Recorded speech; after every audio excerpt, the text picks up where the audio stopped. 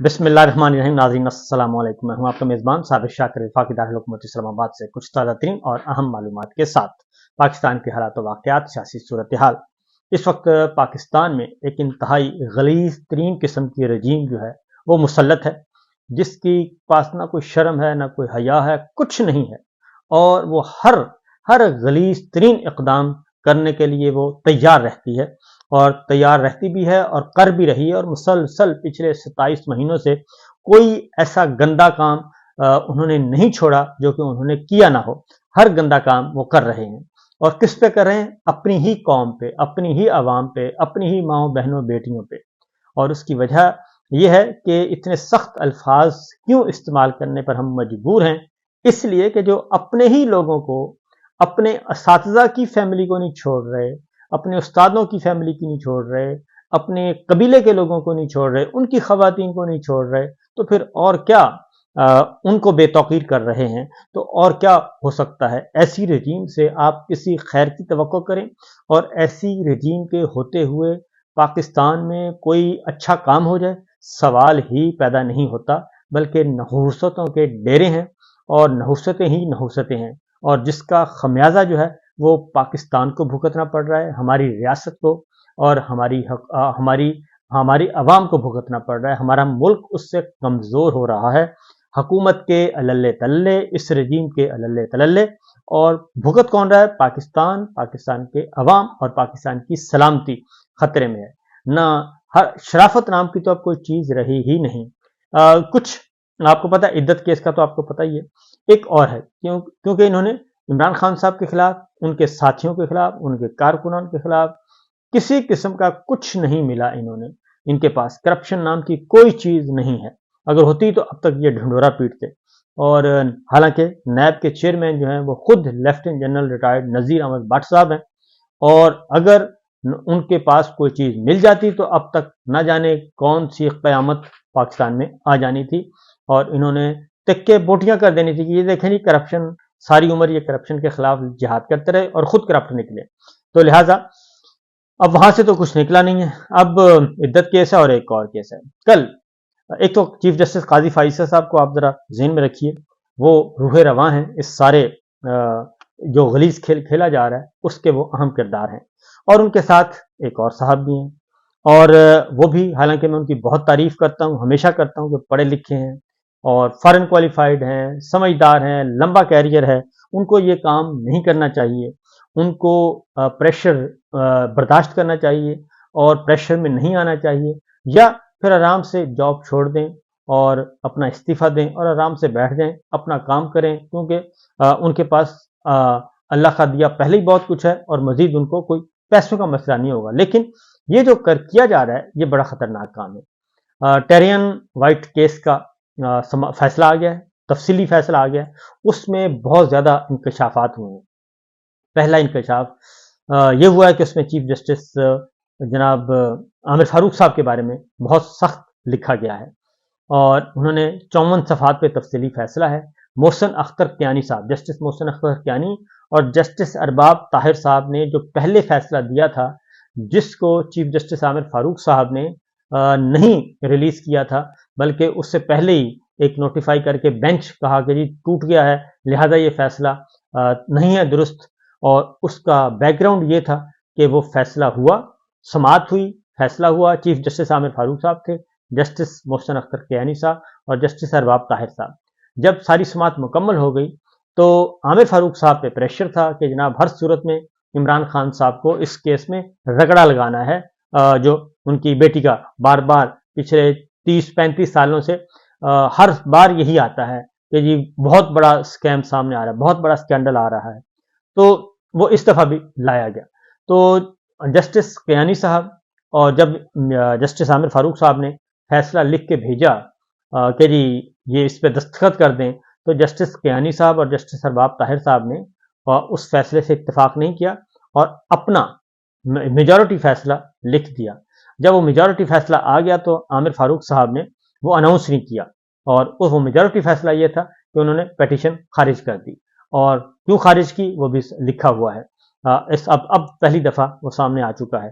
تو جب وہ خارج ہو گئی تو اس کے بعد عامر فاروق صاحب نے بجائے اس کے کہ وہ ججمنٹ اناؤنس کرتے، انہوں نے اناؤنسمنٹ نہیں کی، بلکہ انہوں نے کہا جی بینچ ہی ٹوٹ گیا، اس کی سماعت دوبارہ ہوگی۔ اب یہ بہت ہی خطرناک کام تھا، غلط کام تھا، کیونکہ فیصلہ محفوظ کر لیا گیا تھا، صرف اناؤنسمنٹ ہونی تھی۔ اور اس کے بعد ہوا یہ جی کہ وہ تو نہ ہوا، اور اس کے بعد جسٹس کیانی صاحب اور جسٹس ارباب طاہر صاحب نے وہ فیصلہ اسلام آباد ہائی کورٹ کے حوالے کیا اور وہ پبلک ہو گیا، لیکن اس کے بعد پھر وہ ڈیلیٹ کر دیا گیا اسلام آباد ہائی کورٹ کی ویب سائٹ سے۔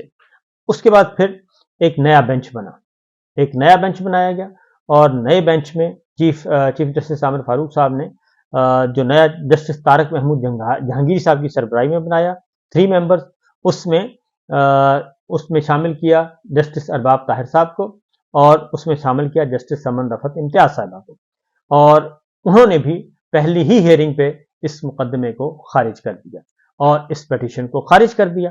اب اس کا تفصیلی فیصلہ آ گیا ہے، اور 3 رکنی لارجر بینچ نے عمران خان صاحب کے خلاف درخواست ناقابل سماعت دے کر خارج کر دی تھی، اور جسٹس طارق محمود جہانگیری صاحب نے تفصیلی فیصلہ جاری کر دیا، اور جسٹس کیانی اور جسٹس ارباب طاہر صاحب کے فیصلے کو بھی اس میں شامل کر دیا گیا ہے۔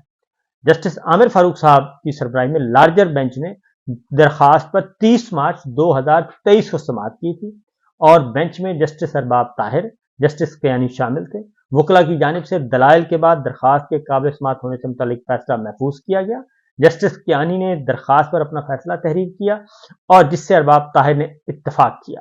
لارجر بینچ کے 2 اراکین کے فیصلے کے مطابق درخواست کو ناقابل سماعت قرار دے دیا گیا۔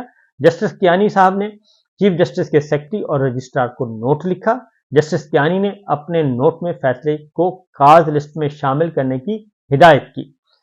بظاہر رجسٹرار کی جانب سے بغیر کسی معقول وجہ کے اس ہدایت پر عمل نہیں کیا گیا، اور سمجھ سے بالاتر ہے معاملہ کہ جسٹس کیانی کی بار بار ہدایت کے باوجود فیصلے کو کاز لسٹ میں شامل کیوں نہیں کیا گیا۔ یہ آرڈر، یہ اسلام آباد ہائی کورٹ کا فیصلہ میں پڑھ کر سنا رہا ہوں، اس کے نکات ہیں۔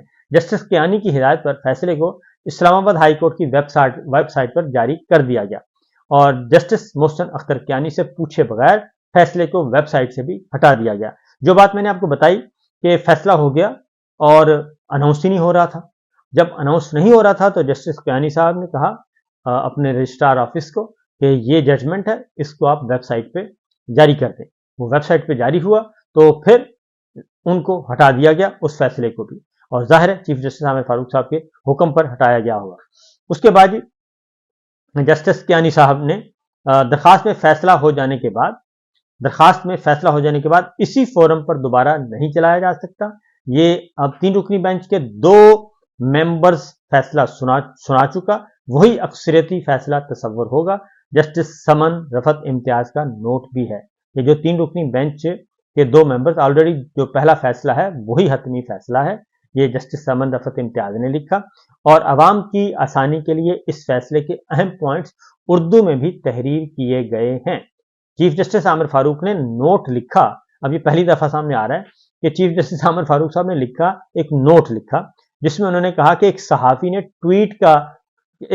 کے ٹویٹ کا ذکر کیا چیف جسٹس عامر فاروق صاحب نے، اور انہوں نے کہا کہ اس ٹویٹ کے بعد چیف جسٹس عامر فاروق صاحب نے کہا کہ میں کیس سننے سے معذرت کرتا ہوں، اور چیف جسٹس عامر فاروق نے اپنے فیصلے میں درخواست کو قابل سماعت قرار دیا، اور چیف جسٹس عامر فاروق صاحب نے بینچ توڑتے ہوئے درخواست پر نیا بینچ تشکیل دینے کی ہدایت جاری کر دی۔ اب چیف جسٹس کے اس اقدام نے بینچ کے اکثریتی فیصلے کو کالعدم قرار دیا۔ اب یہ سارے کا سارا کام ہوا ہے غلط، کیونکہ ایک رکن جو ہے وہ تو فیصلہ کالعدم قرار نہیں دے سکتا۔ جب 3 ممبر بینچ ہے، میجورٹی فیصلہ آ چکا ہے، تو تھرڈ ون جو ہے، تیسرا رکن، وہ چیمبر میں بیٹھ کے کیسے اس فیصلے کو کالعدم قرار دے سکتا ہے؟ یہ ممکن ہی نہیں ہے۔ یہ بہت بڑا غیر آئینی اقدام ہوا ہے، اور نہ اس میں آئین میں گنجائش ہے، نہ اس میں رولز پروسیجر کی گنجائش ہے، نہ ہی اس کا عدالتی نظیر ملتی ہے کوئی، تو یہ کر دیا۔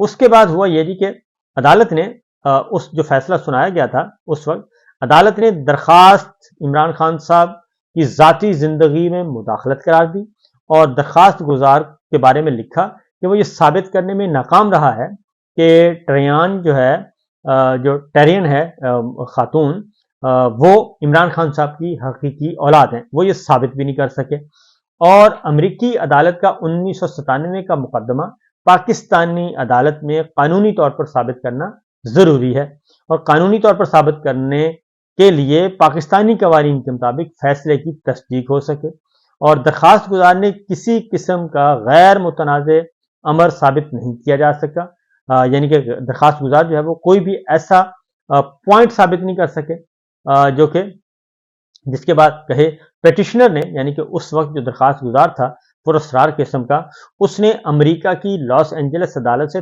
13 اگست 1997 کو یک طرفہ ڈگری ہونے والے مقدمے کا حوالہ دیا۔ اب آگے جا کے کہتے ہیں کہ وہی فریق عدالت آ سکتا ہے جو غیر ملکی عدالت کی ڈگری کو پاکستان میں قابل عمل کروانا چاہتا ہو۔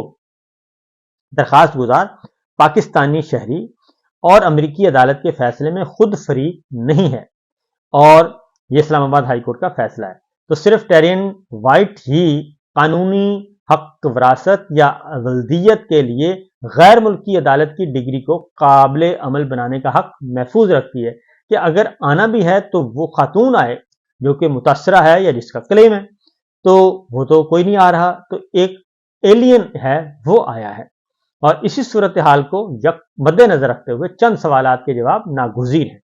کیا ایک درخواست جس کو اکثریتی فیصلہ ناقابل سماعت قرار دے چکا ہے تو دوبارہ سنا جا سکتا ہے؟ یقیناً نہیں۔ جو اکثریتی فیصلہ دیا گیا اس کی قانونی حیثیت کیا ہوگی؟ اور کیونکہ وہی فیصلہ ہے، اور کیا چیف جسٹس اپنے انتظامی اختیارات کو اختلاف رائے کو دبانے کا اعلی کار بنا سکتے ہیں؟ یہ ہے سب سے امپورٹنٹ۔ یعنی چیف جسٹس عامر فاروق صاحب نے اپنے انتظامی اختیارات کو اختلاف رائے کو دبانے کے لیے استعمال کیا، یعنی کہ ڈنڈا استعمال کیا، اور رجسٹرار آفس کی جانب سے کاز لسٹ میں شامل نہ کرنے کے باوجود اکثریتی بینچ کی جانب سے دیا گیا فیصلہ ہی کہلائے گا، اور کسی اپیلنٹ فورم کی جانب سے قلعدم یا معطل قرار دیے جانے تک اکثریتی فیصلہ برقرار رہے گا۔ یہ بات بھی انہوں نے ثابت کر دی۔ یہ بات ہے بھی حقیقت، اور عدالت کے سامنے معاملہ ایک فیصلہ شدہ معاملہ ہے، اور اس پر یہی عدالت دوبارہ کارروائی نہیں کر سکتی۔ چیف جسٹس کے پاس بینچز کی تشکیل کا اختیار موجود ہے، تاہم ایک بار بینچ تشکیل دینے کے بعد چیف جسٹس بینچ میں رد و بدل نہیں کر سکتے، یعنی کہ عامر فاروق صاحب تاہم رد و بدل نہیں کر سکتے، صرف جوڈیشل آرڈر کے تحت معاملہ چیف جسٹس کو بھیجے جانے پر ہی بینچ تبدیل کیا جا سکتا ہے، اور اگر بینچ کا کوئی رکن کیس سننے سے معذرت کرتا ہے تب ہی چیف جسٹس بینچ میں رد و بدل کا اختیار رکھتے ہیں۔ جب ایک درخواست پر فیصلہ ہو چکا تب چیف جسٹس کا بینچ ختم کرنے اور معاملے پر نیا بینچ تشکیل دینے کا اختیار بھی نہیں رہتا، یعنی عامر فاروق صاحب نے اختیارات سے بھی تجاوز کیا اور اپنی طاقت کا استعمال کیا، اپنے انتظامی اختیارات کے ذریعے ججز کو دبانے کی کوشش کی۔ اس صورتحال میں بینچ کی تبدیلی عدالتی فیصلے پر اثر انداز ہونے کی کوشش تصور ہوگی، جو کہ ہو چکی۔ اختلاف رائے ایک جج کا حق ہوتا ہے جو وہ ضرورت کے تحت استعمال کرتا ہے۔ بینچ کے ممبران کا ایک دوسرے سے اختلاف رائے نئے بینچ کی تشکیل کا جواز نہیں ہے، یعنی آپ ججز اگر ڈویژن ہو گئی ہے اور 2-1 سے فیصلہ ہو گیا ہے تو وہ بینچ نہیں تبدیل کیا جائے گا، پھر فیصلہ سنایا جائے گا اور اس فیصلے کے خلاف آپ اپیل کر سکتے ہیں۔ ججز کی آزادی انتظامی اختیارات سے ختم نہیں کی جا سکتی، اور یعنی کہ چیف جسٹس کے پاس یہ اختیار نہیں ہے کہ وہ ججز کو دبائے، اور چیف جسٹس کے نوٹ کے مطابق بینچ کے 2 اراکین نے ان سے اختلاف کرتے ہوئے اپنا فیصلہ جاری کر دیا۔ بینچ کے 2 اراکین کا اپنا فیصلہ جاری کروانا کوئی گناہ ہے، نہ ہی رولز کے خلاف ہے۔ چیف جسٹس عامر فاروق صاحب نے درخواست کو قابل سماعت قرار دیا تھا، 2 اراکین نے اختلاف کرتے ہوئے ناقابل سماعت قرار دے دیا۔ چیف جسٹس کی جانب سے بینچ میں رد و بدل 2 ججز کے آزادانہ فیصلوں کا گلا گھونٹنے کے مترادف ہے۔ چیف جسٹس اپنی رائے کے اظہار کے لیے آزاد تھے، لیکن 2 ججز کی رائے کو انتظامی اختیارات کے ذریعے نہیں دبا سکتے۔ ٹیرین کیس میں نئے بینچ کی تشکیل کو غیر قانونی بغیر کسی قانونی اختیار کے قرار دیا جاتا ہے، اور اکثریتی بینچ کی جانب سے ناقابل سماعت قرار دیے جانے کے بعد درخواست پر مزید کسی عدالتی کارروائی کی ضرورت نہیں ہے۔ اسلام آباد ہائی کورٹ کے لارجر بینچ نے سابقہ بینچ کے فیصلے پر انحصار کیا۔ جسٹس طارق محمود جہانگیری کی سربراہی میں 3 رکنی لارجر بینچ تشکیل دیا گیا تھا اور انہوں نے فیصلہ سنا دیا۔ تو یہ ہے صورتحال کہ یہاں تک عمران خان صاحب کو سزا دینے کے لیے، عمران خان صاحب کو نااہل کرنے کے لیے، ان کو سیاست سے آؤٹ کرنے کے لیے، ان کو سیاسی جماعت ان سے چھیننے کے لیے، پارٹی صدارت سے ہٹانے کے لیے یہ کچھ کیا گیا، اور اب عدت کیس میں بھی وہی غلاظت کا کھیل کھیلنے کی کوشش کی جا رہی ہے۔ اب تک کے لیے اجازت دیں، اللہ حافظ۔